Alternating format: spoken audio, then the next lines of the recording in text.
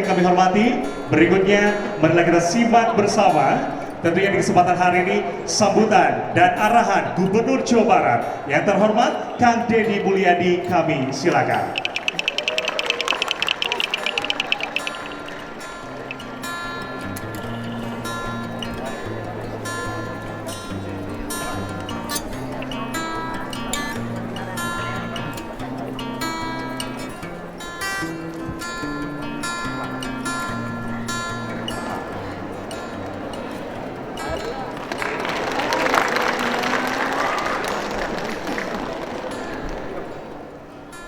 Assalamualaikum warahmatullahi wabarakatuh. Sampurasun. Yang saya hormati dan cukup berbahagia malam ini Kepala Perwakilan Bank Indonesia Provinsi Jawa Barat, saya ucapkan terima kasih telah menyelenggarakan sebuah kegiatan yang cukup edukatif, inovatif, dan prospektif bagi kepentingan dunia usaha, khususnya dunia usaha kecil dan menengah di Jawa Barat. Saya ucapkan terima kasih atas kehadiran Kepala BPS Provinsi Jawa Barat, teman-teman dari Otoritas Jasa Keuangan OJK, kemudian juga ada sahabat saya dari DPRD Provinsi Jawa Barat Komisi 2, ada Bapak Wakil Gubernur Provinsi Jawa Barat, Pak Sekretaris Daerah, dan seluruh tamu undangan, sahabat saya ini yang setia pada istrinya masing-masing, para bupati, wali kota yang hadir, yang tadi sudah berpesen dan bersaul. Semoga tangan yang digenggam bukan hanya ketika pesen saul, tapi selamanya tangannya tidak pernah lepas. Tepuk tangan untuk semuanya. Nih yang mau di sini berdiri, mau di situ. Saya mau di sini berdiri, jangan di situ, di sini. Udah salamnya tadi. Udah sini berdiri di sini. Sini berdiri, sini tenang. Nanti dikasih habis ini dikasih musik suruh lo ngaklengok, tenang. Ada musiknya kan? Ada. Nah, nanti ada bagiannya nih yang tenang. Kemudian kita bisa memahami bahwa ekonomi tumbuh itu kalau berekosistem. Kalau ekonomi tidak berekosistem, tidak akan tumbuh. Untuk itu ekosistem itu harus tercipta dan diciptakan. Pertama, dari sisi tercipta, Jawa Barat ini sesungguhnya hamparan ekosistem ekonomi. Kita punya gunung yang tinggi menjulang dengan pohon yang rimbun, menghasilkan air dan oksigen dalam setiap hari, setiap jam, setiap menit, dan setiap detik, menghasilkan kelok sungai yang jernih indah, menghasilkan hamparan sawah yang berundak, menghasilkan deburan ombak yang berdebur dalam setiap waktu, batu karang yang kokoh, angin yang semilir. Sesungguhnya itu adalah ekosistem yang saya menyebutnya adalah ekosistem ekonomi. Nah, ini penting. Problem kita ini adalah memotong ekosistem. Kenapa memotong ekosistem? Karena daya pikir kita yang ada dalam pikiran kita semuanya berpikirnya jangka pendek. Selain berpikir jangka pendek, kemudian kedua kumaha aing. Kemudian yang ketiga, tidak melihat arah perkembangan ke depan. Semua orang berpikirnya itu. Karena semua orang berpikirnya itu, apa yang terjadi? Orang yang di pinggir hutan nggak punya duit nebang kayu. Orang yang di pinggir sungai nggak punya duit ngambil ikan pakai racun. Orang yang di pinggir jalan trotoar dibangun bangunan. Orang yang di tepi sawah apalagi? Kalau pakai racun ikannya maut, tapi ya kalau pakai racun ikannya maut, betul. Iya, itu tidak boleh. Nah, siklus itu ada pada semua orang. Sedangkan seluruh rangkaian ini perlu uang. Uangnya perlu sumber. Karena perlu sumber ketika dalam keadaan terdesak, semua orang berpikir jangka pendek. Pajaknya ditaikan, retribusinya ditaikan, apapun ditaikan. Ini yang diambil jalan pintas seperti ini. Jalan pintas seperti ini pasti pas dalam setiap waktu kita tidak akan pernah sampai pada ekosistem ekonomi yang permanen, holistik. Padahal kalau saya melihat tata cara lingkungan alam ini adalah ini holistik. Saya contoh saja kecil, karena ini yang saya tangani tiap hari. Ketika ada kebun teh, kebun teh itu merupakan hamparan orang untuk menarik datang. Uniknya di Indonesia, di pinggir kebun tehnya diisi oleh bangunan. Dan bangunannya itu berpuluh-puluh tahun tidak berubah dengan arsitektur yang tidak mencerminkan perkebunan. Ketika ada pantai, dibikin juga pantainya ditutupi oleh bangunan yang tidak mencerminkan pantai. Apa yang terjadi? Tidak berubah. Tidak berubahnya bagaimana? Dari dulu perkembangan ekonominya tidak berubahnya seperti itu. Di Bandung misalnya, kaki lima yang ada itu 20 tahun yang lalu sampai hari ini ya seperti itu. Makin lama apakah makin maju? Tidak. Makin lama makin menurun. Bukan kaki limanya saja yang makin menurun, toko yang di belakangnya juga semakin tidak ada pembeli. Rangkaian berpikir seperti ini harus segera dirombak. Caranya apa? Dikembalikan pada habitatnya. Kembalikan pada ekosistemnya. Sehingga ini menjadi siklus. Yang siklus itu kalau orang Jawa Barat itu punya falsafah Siliwangi, silih asa, silih asi, silih asu, sesungguhnya adalah siklus di mana manusia, kelompok ekonomi tidak boleh saling mematikan. Karena tidak boleh saling mematikan, maka dia harus saling menghidupkan. Silih asa, silih asi, silih asu. Nah, kalau dalam sistem pertanian, karena saya nekunin ini Pak Kepala, saya jujur aja, saya berekosistem ekonomi pertanian melaksanakan sendiri. Misalnya gini, pertama, jalan ke kampung saya rapihkan. Setelah itu saya pasang bambu, setelah itu saya pasang lampu, setelah itu maka arsitektur temboknya saya mulai sesuaikan dengan nilai arsitektur karakter Sunda. Setelah itu adalah setiap hari tidak boleh ada sampah jatuh, harus bersih. Setelah itu seluruh bangunan, saya ingat aja, seluruh bangunan di areal kampung saya dulu ada hampir 72 kandang ayam dan kandang bebek yang sudah bangkrut disewakan lagi pada orang lain. Tiap hari baunya luar biasa. Kemudian saya terus tiap hari naik sepeda. Setiap naik sepeda saya pasti nutup hidung. Ini harus dirubah. Apa yang dilakukan? Seluruh kandang ayam itu saya bebaskan. Saya kasih uang untuk membuka kandang ayamnya, dikembalikan pada sawah, saya tanamin pohon kelapa, saya bersihkan sungainya, dengan tujuannya satu, bukan untuk orang lain, untuk diri sendiri. Saya lakukan secara konsisten. Apa yang terjadi adalah menjadi gelombang kunjungan orang dalam setiap hari. Saya sendiri yang menciptakannya sudah tidak bisa menikmati lagi. Kenapa? Karena orangnya ribuan dalam setiap hari. Tidak bisa. Nah, saya ngomong ekonomi pertanian aja, ekonomi kreatif. Orang ketika nanam padi, maka yang dicari pestisida. Yang pertama yang dihilangkan di hamparan sawah itu adalah nyemprot keong. Setelah itu mupuk pakai urea. Setelah itu apalagi nyemprot racun hama. Terus saja berulang. Saya mencoba memetakan. Urea saya ganti dengan kotoran domba. Maka saya bangun hamparan kandang domba di sekitar sawah. Kemudian keong harus dimakan dan hama yang ada di padi harus dimakan oleh bebek. maka saya buat kandang bebek.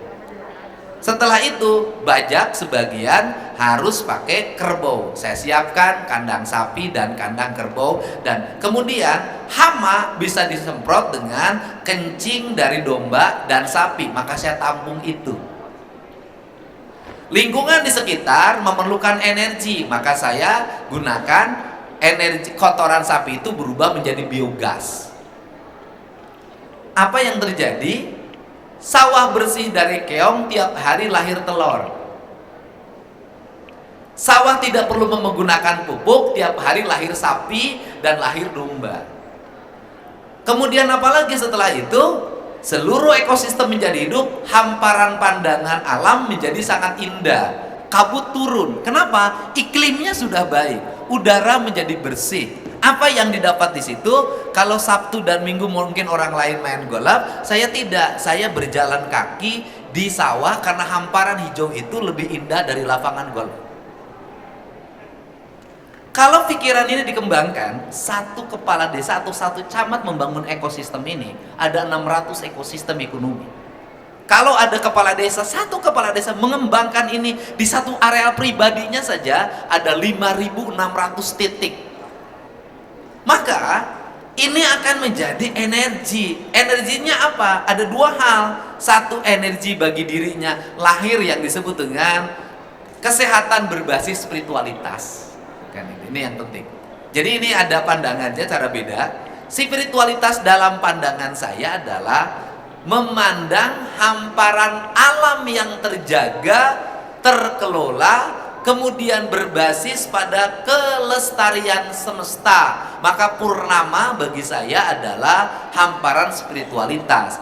Bintang adalah hamparan spiritualitas. Pagi-pagi jam 5 jalan kaki bagi saya itu adalah hamparan spiritualitas. Sehingga saya tidak perlu mencari tempat meditasi, tidak mencari kuburan-kuburan untuk membangun spiritualitas. Maka itu lahir menjadi energi. Kenapa? Karena dalam setiap pagi saya mendapat hawa murni. Dari hawa murni udara maka lahir ide-ide original dalam setiap waktu.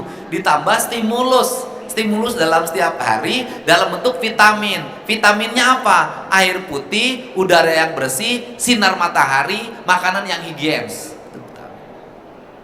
Sehingga tidak perlu obat, tidak perlu dokter. Nah, kalau ini diterapkan secara konsisten, berapa ratus triliun uang dalam setiap bulan akan terselamatkan. Ada berapa angka impor yang bisa dihentikan. Strategi pasar itu adalah gini, strategi itu. Jadi sudah diajarkan sebenarnya oleh leluhur Sunda dan leluhur Jawa. Ketika ada tamu, maka begini caranya. Di mana bumi Bapak Kepala BI perwakilan, mangga palih ditu. Apa itu artinya? Tunjukkan 1, pegang 4. Dalam manajemen ekonomi itu juga begitu. Jadi berikan 1, tapi yang 4 jangan diberi. Strategi itu saya kembangkan dari dulu, dari mulai strategi pariwisata. Misalnya ketika saya nggak boleh dong studi tour, nggak boleh dong studi banding. Itu karena saya lagi pelit. Kenapa? Udah di kita aja. Udah yang perginya 1, nanti yang datang ke Jawa Baratnya 4. Dulu saya ditentang melarang anak siswa studi tour, ribut di demo oleh perusahaan-perusahaan bus pariwisata ya, oleh orang. Sekarang bisa dilihat Pak, boleh deh dicek. Angka pariwisata Jawa Barat mengalami kenaikan yang tertinggi dalam 10 tahun terakhir. Pada saat saya melarang studi tour, angka kunjungan ke Jawa Barat malah tinggi. Tetapi di balik itu tidak berdiri sendiri, perbaiki dong. Jalannya harus bersih, tidak boleh ada kekumuhan. Seluruh pandangan alam harus tertata. Tukang sapunya siapkan, di branding lampunya, di branding lingkungannya, semua di branding. Bayangkan oleh kita semua andai kata suatu saat setelah Bandung bersih, Cianjur bersih, Sumedang bersih, Tasik bersih, seluruh kekumuhan bersih, dirubah kekumuhan itu menjadi bangunan-bangunan khas arsitektur Sunda sebagai bentuk UMK, pasar-pasar UMKM, nyebar di seluruh Jawa Barat. Bangunannya bagus, makanannya tertata, baju yang disajikan brand Jawa Barat, yang dagangnya pakai kebaya dengan ucapan penuh hormat dan jujur. Maju nih bangsa, Pak.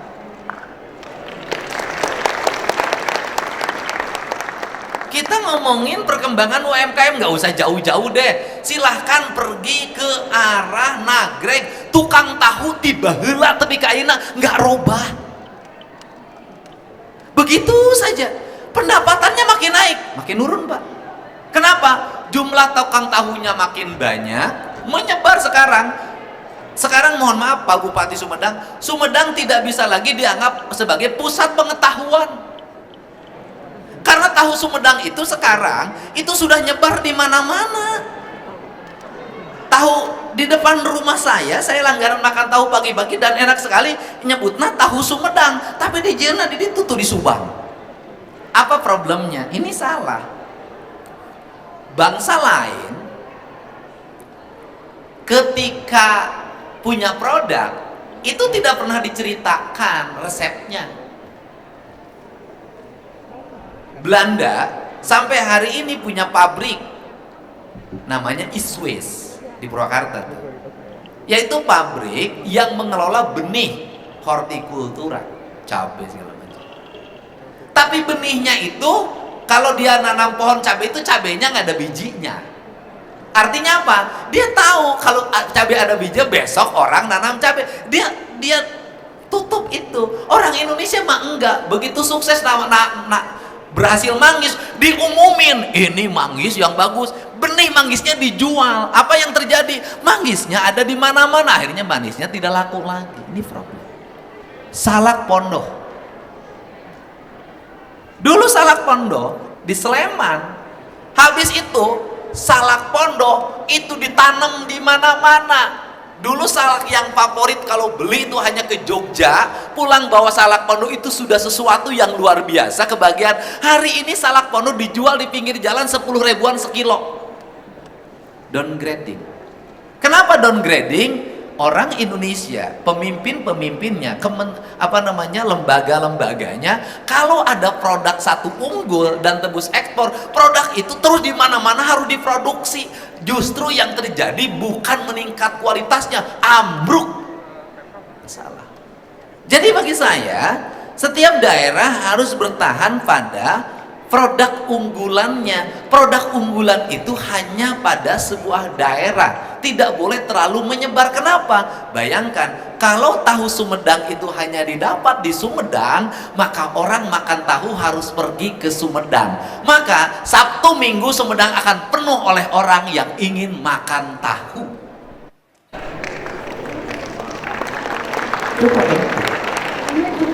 Ini cara kita. Negara lain tuh begitu. Nah, kemudian yang kedua, branding. Nah, brandingnya nggak dibangun. Branding itu bagaimana? Branding itu harus dimulai dari satu, citra rasa nge-brand. Dua, cara penyajian nge-brand. Yang ketiga, bentuk bangunan tempat jualan nge-brand. Contoh, apa yang Anda bayangkan tentang rumah makan Padang? Bangunannya branding, makanannya branding. Rumah makan Simpang Raya itu orang Cianjur, tapi dalam pikiran orang tetap orang Padang. Pelayannya orang Cianjur. Saya begitu ngomong siapa dikit aing hayang nyatu, teman saya ngomong, "Yu ngartiin gitu orang Cianjur cai teh mah." Rasanya kenapa orang milih Padang? Karena udah kebayang kalau datang ke rumah makan Padang, begitu duduk sor. Itu Pak, kan beda brand. Nah, ada beberapa kelemahan di rumah makan Sunda. Apa? Satu, bangunannya tidak semua nge-brand. tidak ada. Masing-masing gaya Asep Strawberry begini, gaya ini begini, bahkan tidak ada yang punya gaya. Oke. Yang kedua, nunggunya lama. Begitu duduk, lama datangnya. Aya nu nyatet heula. Pakai ininya sih gaya. Lila. Lama. Akhirnya apa? Uangnya jadi lama, ada antrian orang panjang, atau ke berikutnya dia tidak datang lagi. Yang ketiga adalah citra rasa. Rumah makan Sunda itu tidak susah di franchise. Kenapa? Karena dia dibuat bukan takaran gaya McD, bukan takaran gaya spaghetti, bukan takaran gaya fried chicken. Semuanya standarnya sama, gram-gram. Enggak, rumah makan Sunda teh pakai perasaan. Disebut lagi samara pawon. Artinya apa? Mang aya cengek, mak eujeun kuya direndos jadi we sambal beledak. Tambah terasi jadi sambal terasi, tambah oncom jadi sambal oncom, tambah jahe sambal jahe, tambah kecap sambal kecap, tambah tomat sambal tomat, ragam. Dari coba oleh Kepala Dinas Pariwisata bikin buku ensiklopedia sambal Sunda, ada berapa jenis sambal dan ada berapa ribu. Yang kedua, itu pakai perasaan. Keur ambek kasalaki teu balik beda rasana. Beger, asin. Karena pakai perasaan, maka diperlukan originalitas. Karena diperlukan originalitas, maka juru masaknya tidak boleh berubah. Ketika juru masaknya berubah, rasanya rubah. Maka rontoknya rumah makan Sunda adalah ketika ibu yang menjadi pemegang kendali rumah makan itu meninggal. Rontok. Rasanya rubah. Di franchise laku sih laku, tapi kalau diaduin, tapi tidak terlalu penuh. Kenapa? Gak bisa. Saya belum pernah denger ayam ici nyambel kieu. Cara nyambel tarasi hiji cengek 7 gram gak pernah. Nah ini Pak. Nah termasuk batik. Batik itu ada yang dilupakan oleh kita semua. Mohon maaf banget. Kita sibuk nge-branding batik. Kita sibuk nge-market batik. Sibuk banget. Tapi kita lupa melahirkan pembatik. Apa problem batik 10 tahun ke depan? Tidak ada anak-anak yang mau belajar membatik. Selesai. Mohon maaf. Selesai. Nanti larinya kemana batiknya? Ya sudah, cetak, printing. Kalau sudah batiknya print, Cina yang menang. Jadi apa yang mesti dipikirkan oleh para pembatik hari ini? Melahirkan pembatik. Ada nggak sih sekolah pemerintah yang padahal batik itu adalah marketing yang luar biasa, pasar yang luar biasa, semakin halus tulisan batiknya, semakin mahal harganya. Ada nggak sekolah yang membuat jurusan batik?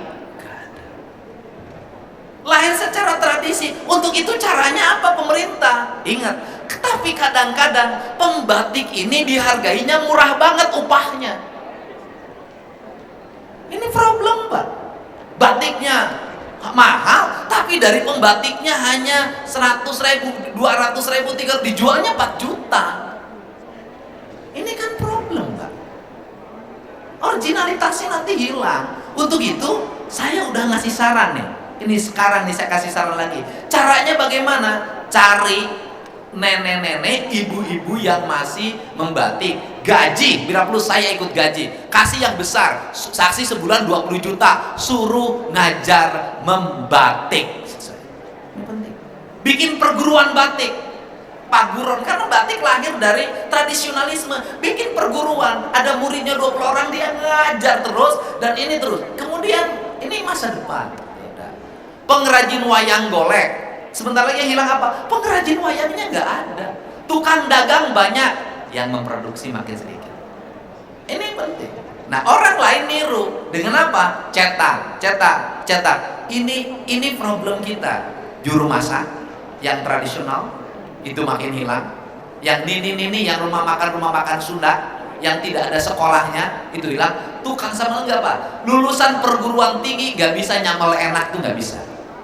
Yang nyanguk ngakel melahirkan nasi yang berkualitas nggak ada. Termasuk dalam dunia pertanian, di kita ngomong swasembada, yang hilang apa? Tukang maculnya nggak ada, bentar lagi. Apalagi yang hilang? Tukang tanurnya nggak ada. Saya petani, susah cari mereka hari ini.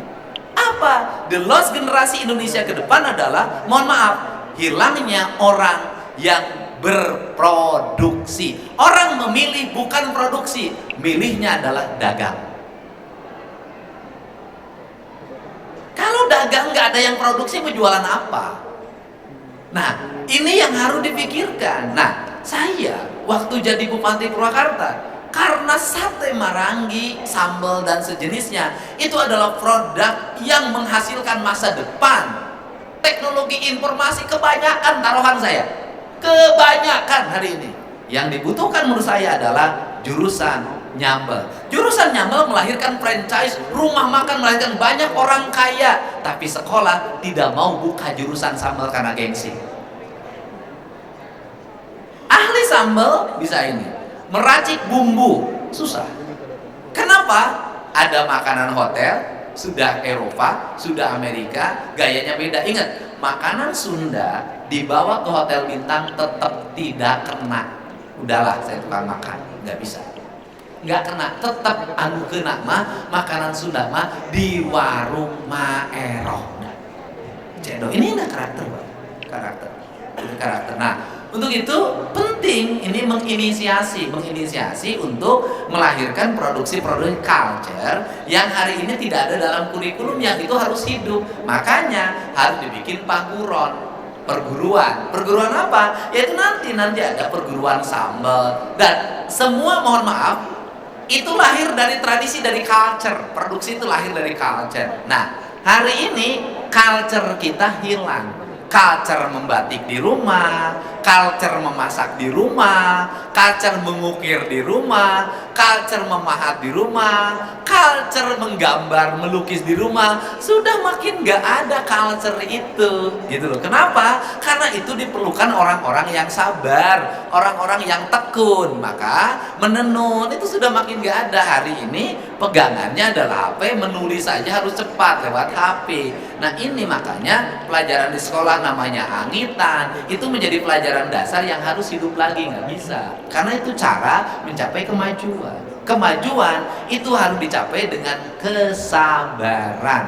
Tidak ada kemajuan dicapai dengan percepatan tanpa ketidaksabaran. Apa problem Indonesia hari ini? Problem Jawa Barat hari ini adalah hilangnya orang-orang yang sabar. Guru yang sabar udah makin kurang. Murid yang sabar sudah makin kurang.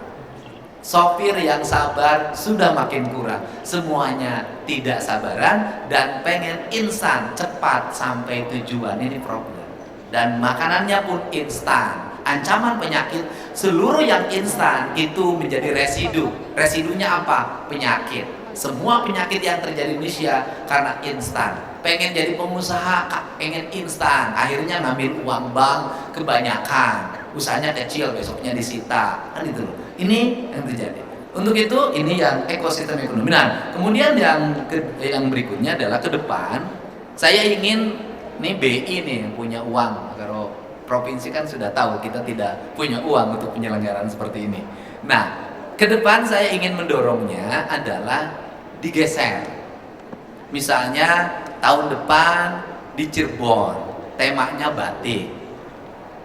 Kemudian Pemprov Jabar mempersiapkan apa? Mempersiapkan pelataran. Pelataran apa? Untuk catwalknya, kemudian untuk penontonnya, lampu-lampunya, ekosistem ekonomi di situnya dibangun, pedagangnya, sehingga nanti ada bekasnya. Jadi tahun ini di kabupaten ini, pusatnya ini dibangunkan infrastrukturnya, sehingga nanti berkembang maju. Setelah itu geser lagi misalnya ke Garut, dibangunkan infrastrukturnya, digeser lagi ke Bekasi, dibangunkan infrastrukturnya, sehingga nanti ada jejaknya, jejak peradaban. Jadi saya punya sisa waktu untuk 3 tahun memimpin ke depan, ada jejaknya, dan jejak itu menjadi ekosistem ekonomi baru yang tumbuh.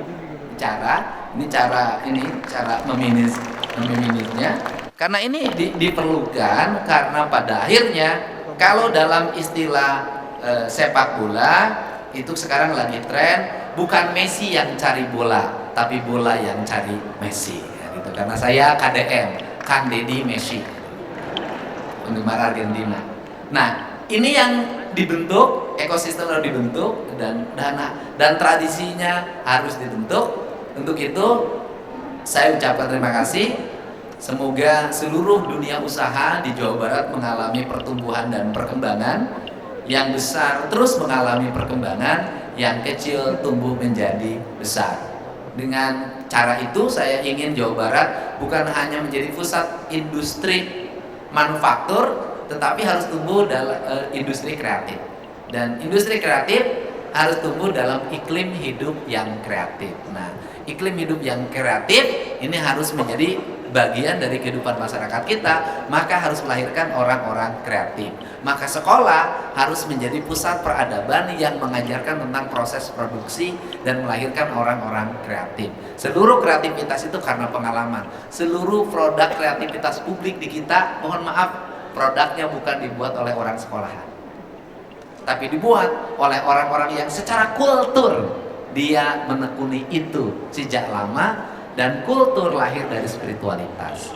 Batik itu lahir dari orang-orang yang membangun spiritualitas. Kenapa membatik? Dia itu tidak terasa kesal, tidak merasa lama, tidak merasa pegal, karena dia membuatnya dengan spiritualitas. Ada doanya, ada mantranya yang dibuat.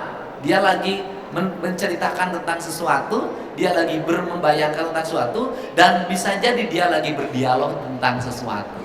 Karena dia lagi berdialog tentang sesuatu, maka gambarnya itu digerakkan oleh kekuatan spiritualitas, maka tidak ada hari, tidak ada jam. Yang ada adalah kebahagiaan. Maka dia tidak kesal, karena dia bahagia dengan tulisan itu. Dan makanya kaum seniman sering dianggap gila. Kenapa? Karena dia melakukan sesuatu yang gila. Yang disebut gila itu adalah dia melakukan sesuatu yang di luar nalar umum manusia. Ini yang terjadi. Pemahat juga saya lihat begitu, spiritualitas. Jadi saya melihat itu, kemudian kalau itu sudah dibangun dalam kekuatan watak spiritualitas, ada satu hal, ini penting, Mbak. Ini tahu pasar, kalau mau pasar. Maka orang Barat akan datang ke Indonesia dengan 2 hal. Satu, dia melihat kekuatan spiritualitas yang melahirkan produk kreativitas. Yang kedua, dia ingin membangun kekuatan spiritualitas dirinya dengan belajar kearifan yang ada di sini, meditasi dan sejenisnya. Ini penting, dan potensi itu sangat banyak di Indonesia. Di Jawa Barat kita punya Gunung Salak, kita punya Gunung Gede Pangrango, kita punya Gunung Wayang, kita punya Cikurei sebenarnya, kita punya Ciremai, kita punya Tangkomas. Itulah kenapa saya menentang pertambangan. Kenapa? Karena meluluh lantahkan spiritualitas. Lebih baik batu itu dipandang melahirkan kesejahteraan daripada batu itu dipecah melahirkan kesengsaraan. Kalau Jawa Barat bisa dibikin indah dan kaya, kenapa dibikin rusak menjadi miskin? Terima kasih. Wallahu muwaffiq ila aqwamit thoriq. Assalamualaikum warahmatullahi wabarakatuh. Sampurasun. Waalaikumsalam warahmatullahi wabarakatuh. Oke, Bapak Ibu hadirin yang berbahagia, inilah Simfoni Benang dan Warna Karsa Nyata untuk Jabar Walagri. Kita berikan tepuk tangan untuk Nihian.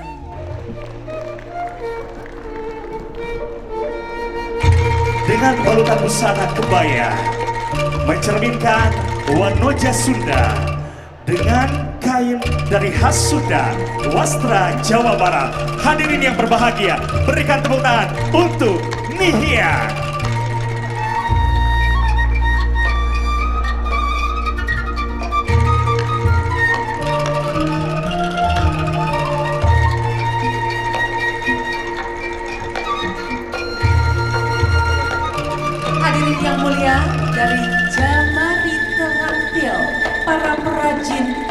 Purwakarsa, Jawa Barat. Selembar kain bukan sekedar pelindung raga. Ia adalah goresan doa, titipan cerita, dan rekam jejak peradaban yang luhur. Mulai dari megahnya untaian ragam hias batik Cirebonan yang melambangkan ketenangan raga serta kepemimpinan yang mengayomi, hingga kelebutan motif periangan. Seperti garutan dan tasikan yang mencerminkan kehangatan, kedamaian, serta keselarasan masyarakat Sunda dengan alam sekitar.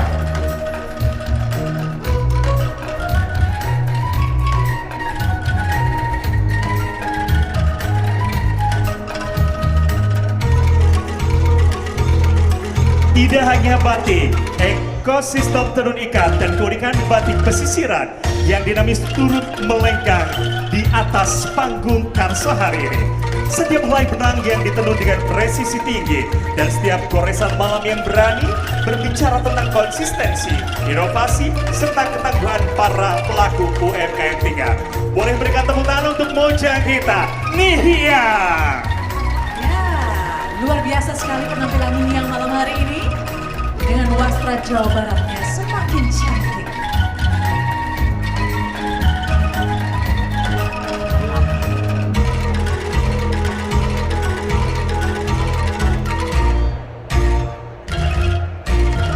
Hadirin yang berbahagia, arahkan pandangan kita dan inilah Nihia. Wow, terima kasih banyak. Hatur nuhun Nihia.